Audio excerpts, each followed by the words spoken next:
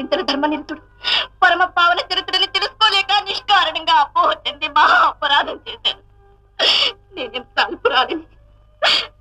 ఈ పాపానికి పరిహారం ఉందా? తెలవేయండి. నీ హృదయావేగం శ్రీరామచంద్రునిపై నీకు గల ప్రేమాక్షయాన్ని వెల్లడిస్తుంది. అంతేగాని పాపమే ఉందమ్మా.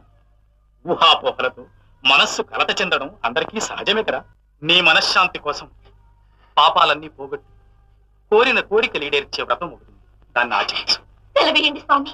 నవరాత్రులు దీక్ష వహించి భక్తి శ్రద్ధలతో త్రిజగన్మాత అయిన లలితాదేవిని శతపత్ర కమలాలతో పూజించాలి.